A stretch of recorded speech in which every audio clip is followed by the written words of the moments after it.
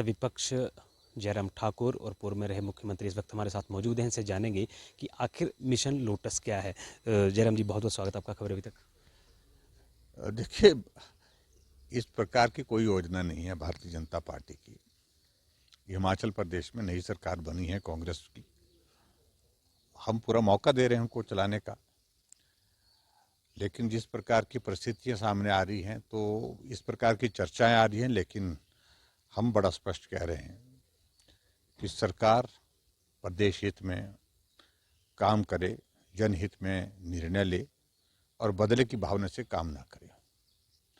लेकिन जिस प्रकार से एक परिस्थिति बन गई है पूरे प्रदेश भर में कि हिमाचल में जो सरकार बनी है और वो सरकार बनी है, ये सरकार का ग्राफ बहुत तेजी से नीचे आ गया है और इस कदर नीचे आ गया है कि जनमानस में चौक चौराहे पर सरकार के चलने पर बहुत सारे प्रश्न खड़े हो रहे हैं। इस कारण से शायद इस तरह की बात, हम अपनी पार्टी की ओर से कोई योजना इस प्रकार की नहीं बना रहे हैं, लेकिन सरकार अपने बलबूते जो है वो लड़खड़ा रही है। 3 महीने के अभी सफ़र में ही मैं देख रहा हूँ कि सांस फूलने लग पड़ी है, तो ऐसे में कठिनाई है। हर जगह एक ही बात का जिक्र किया जा रहा है, ऋण है। ऋण कब नहीं था? जब शांता कुमार जी थे तब भी ऋण था, जब धूमल जी तब भी ऋण था, वीरभद्र सिंह जी थे तब भी ऋण था।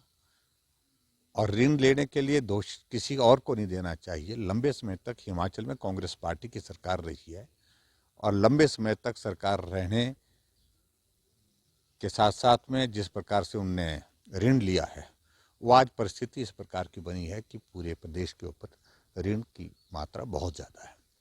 ऐसे में वो काम करें।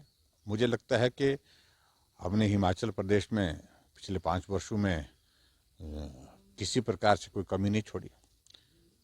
चाहे वो सड़कों की बात है, हमने रिकॉर्ड सड़कें बनाई हैं हिमाचल प्रदेश में। 5 वर्षों में सड़कें हिमाचल प्रदेश में जितनी बनी है उतनी आज से पहले किसी कार्यकाल में नहीं बनी है। हमने कॉलेज, यूनिवर्सिटी, हमने हिमाचल प्रदेश में इंफ्रास्ट्रक्चर में बहुत बड़ा काम किया। तो हॉस्पिटल खोले, स्कूल खोले, कॉलेजेस खोले, पुल बनाई, सड़कें बनाई, हर जगह विकास किया है। और ये सब कुछ बंद करके सड़कों के लिए पैसा नहीं है, पुलों के लिए पैसा नहीं है, स्कूल के लिए पैसा नहीं है, हॉस्पिटल के लिए पैसा नहीं है, यही रोना रो रहे हैं। ठाकुर साहब, आपने एक बात कही है कि सरकार पता नहीं 2 महीने चलेगी, 6 महीने चलेगी। कहीं ना कहीं जयराम सर्जिकल स्ट्राइक तो नहीं करने वाले हैं कांग्रेस के इसके ऊपर, या कई विधायक जो हैं वो आपके ग्रिप में हो और कोई रणनीति बनाई जा रही है या अप्रैल तक हो सकता है? देखिए, मैं इस बारे में कुछ नहीं कर, राजनीति में सारी चीज़ें संभव होती हैं, अभी तो कुछ में कहना उचित नहीं होगा। लेकिन जो एक बात कही जा रही है कि हम जो है पूरे प्रदेश भर में जो सरकार बनाने के लिए, यहाँ पर सत्ता को चलाने के लिए नहीं, सत्ता के लिए नहीं आए हैं, हम व्यवस्था परिवर्तन के लिए। चारों तरफ अव्यवस्था का दौर चला हुआ है। अधिकारियों को मालूम नहीं कि उनको क्या करना है, किस प्रकार से काम करना है, और कांग्रेस पार्टी के जो विधायक हैं उनको मालूम नहीं है। निर्णय हो जाता है, उसके बाद मालूम पड़ता है कि ये कहाँ से हुआ। मंत्रियों को पता नहीं होता है, उनके विभागों के निर्णय हो रहे हैं, उनको मालूम नहीं होता है। तो ऐसी बहुत सारी चीज़ें हैं जो सारी एक अव्यवस्था के दौर को जो है वो पूरे प्रदेश के सामने जो है इस तरह की स्थिति पैदा किए हुए हैं। ठाकुर साहब, कह सकते हैं कि सुखविंदर सिंह सुक्खू सरकार के लिए आपका सीधी सीधी चेतावनी रहेगी मिशन लोटस को लेकर के? नहीं, मैं कोई चेतावनी नहीं दे रहा हूँ। हम कह रहे हैं कि सरकार अच्छा काम करेगी। हमने कहा कि हम सहयोग भी देंगे, लेकिन सरकार इस प्रकार से सब चीज़ों को रोक करके, सड़क इसलिए नहीं बनेगी कि एलओसी नहीं है हमारे पास, पुल इसलिए नहीं बनेंगे कि भी पैसा नहीं है हमारे पास, और अपने वादे जो किए हैं वो अलग तरह के हैं। वो सारी चीज़ें उनको पूरा करना एक बहुत बड़ी अपने आप में उनको चुनौती है, वो देखेंगे। और ऐसे में एक अविश्वास का माहौल चारों तरफ खड़ा हो गया सरकार के खिलाफ, जो सामान्य तौर पर नहीं होता है।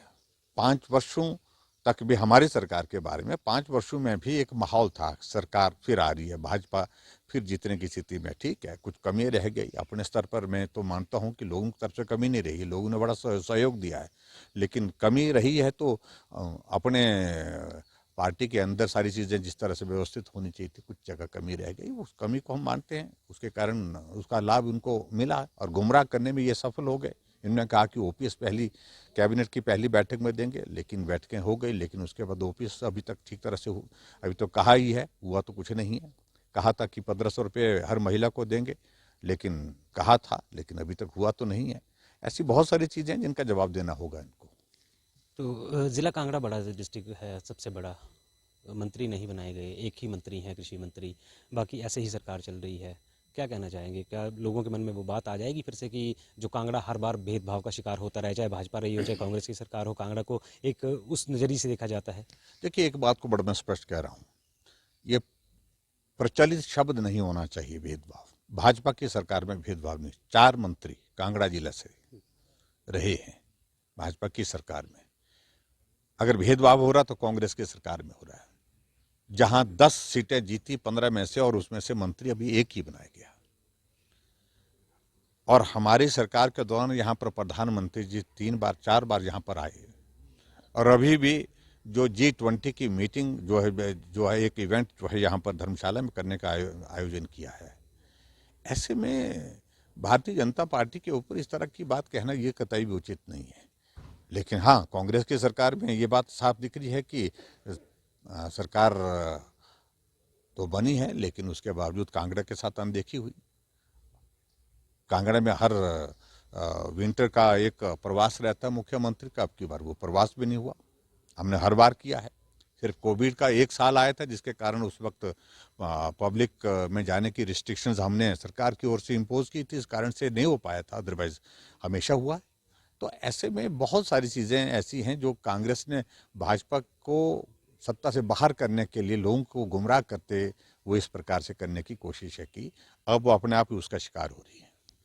तो ये थे हमारे साथ पूर्व मुख्यमंत्री जयराम ठाकुर, नेता प्रतिपक्ष, जिन्होंने साफ तौर पर कहा है कि कांग्रेस अपने बिछाए हुए जाल में खुद फंसती हुई नजर आ रही है और मिशन लोटस को लेकर के अभी फिलहाल कोई ऐसा जवाब नहीं दिया है, और बात कही है कि आने वाला वक्त ही इस बात को जाहिर करेगा या पता चल पाएगा। कैमरामैन अनुज शर्मा के साथ मनोज धीमान, खबरें अभी तक।